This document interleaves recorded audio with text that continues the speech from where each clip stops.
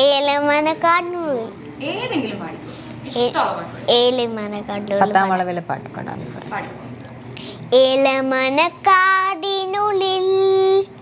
ഒരു 4 മണിപ്പൂ വിരിഞ്ഞേ, 4 മണിപ്പൂ അരികിൽ തേൻ തുമ്പികളും കൂട്ടിരുന്നേ, തെന്നലുടെ ആടത്തന്നേ മണിച്ചിന്തു മൊഴിയോതി വന്നേ, മെല്ലെ അതു നാടറിഞ്ഞേ, വാനം ദൂരെ അതു കണ്ടുണർന്നേ, അമ്മ മുകിലിൽ ഉള്ളു നിറഞ്ഞേ മഴയായി പോയിഞ്ഞേ, ഏലമനക്കാടിനുള്ളിൽ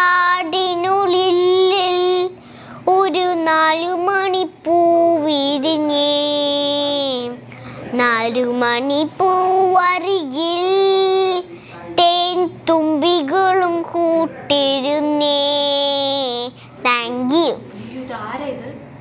വളർന്നു വരുന്ന വലിയൊരു ഗായിക തന്നെയാണ്. നന്നായിട്ട് പാടി. Thank you. വെൽക്കം. നമുക്കെന്നാ ഇനി ഒരു സെഗ്മെന്റിലേക്ക് പോകാം. ഒരു ഫോൺ എ ഫ്രണ്ട് എന്ന് പറഞ്ഞ, ഫോൺ എ ഫ്രണ്ട് അല്ല, ജസ്റ്റ് ഒരു ഫോൺ കോൾ ചെയ്യണം. റീമി ചേച്ചി തന്നെ കിട്ടിയ അത്ര നല്ലതായിരിക്കും. ചേച്ചി ഷൂട്ടിലാണ്. അപ്പൊ പറ്റത്തില്ല. എന്നാ കുഴപ്പമില്ല. ഓക്കെ. പിന്നെ ഇത്രയും സുന്ദരിയായിട്ട് ഒരുക്കി തന്നാല അമ്മ. അമ്മ തന്നെ വലിയൊരു സുന്ദരിയാ. സുന്ദരിയല്ലേ? ഇഷ്ടാണോ? ഇഷ്ടാണ്. തലയിൽ ആരാ ഇതൊക്കെ വെച്ച് തന്നെ? അമ്മ. എല്ലാ അമ്മയാണോ? എല്ലാരും അമ്മയാ. എല്ലാം അമ്മയാ ചെയ്തു തരുന്നത്. പിന്നെ അമ്മയെ പറ്റിയുള്ള അമ്മ എല്ലാം നല്ല ഫുഡൊക്കെ ഉണ്ടാക്കി തരുമോ? നല്ല ഫുഡൊക്കെ ഉണ്ടാക്കി തരും. ഉണ്ടാക്കി തരും. പറയുന്നത് എന്തോ ഉണ്ടാക്കി തരും. ഇഷ്ടമാണോ അമ്മയുടെ ഫുഡൊക്കെ? ഇഷ്ടാ. ഇഷ്ടാ. പിന്നെ പട്ടിക്കുട്ടികളോട് കളിക്കാനൊക്കെ ഇഷ്ടല്ലേ? ഇഷ്ടാ. ആണോ? ഏതാ ബ്രീഡ്? ഏതാ? ഷിറ്റ്സു. ഷിറ്റ്സു. ഷിറ്റ്സു. ഒത്തിരി ഇഷ്ടാ? ഒത്തിരി ഇഷ്ടാ. ഇനി ഭാവിയിൽ സിനിമകൾ ചെയ്യുമ്പോൾ ആരുടെ കൂടെ ചെയ്യാൻ ഏറ്റവും ഇഷ്ടം? മോഹൻലാൽ അങ്കിളിന് ഇഷ്ടമാണോ? മമ്മൂട്ടി അങ്കിളിന് ഇഷ്ടമാണോ? ആരുടെ കൂടെ ചെയ്യാൻ കുറച്ചും ഇഷ്ടം? മോഹൻലാൽ അങ്കിൾ. മോഹൻലാൽ അങ്കിളിനെ ഭയങ്കര ഇഷ്ടമാണോ?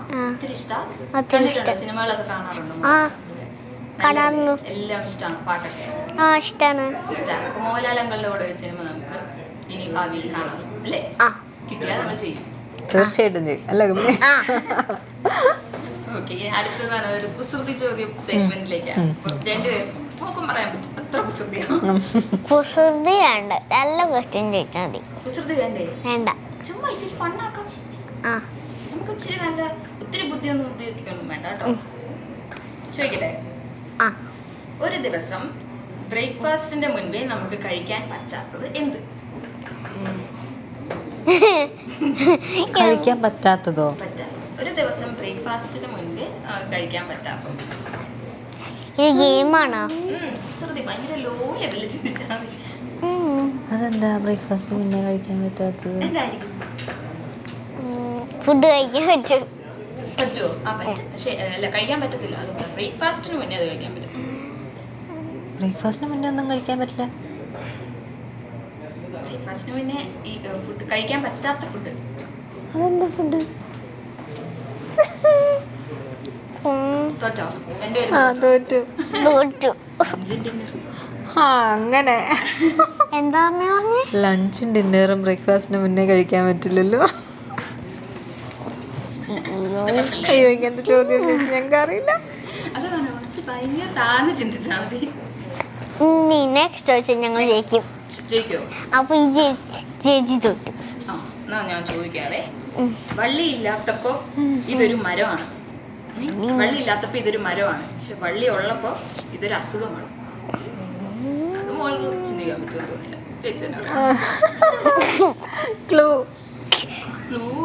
ഇതൊരു അസുഖം. വള്ളി ഉള്ളപ്പോ ഇതൊരു അസുഖം, വള്ളി ഇല്ലാത്തപ്പോ ഇതൊരു മരം. മലയാളം വേർഡായിരിക്കും. മലയാളത്തിൽ ചിന്തിച്ചു. അറിയില്ല. അമ്മയ്ക്ക് ക്ലൂ വേണോ? ഇത് എപ്പോഴും ഭയങ്കര കോമൺ ആയിട്ട് വരുന്ന പനി.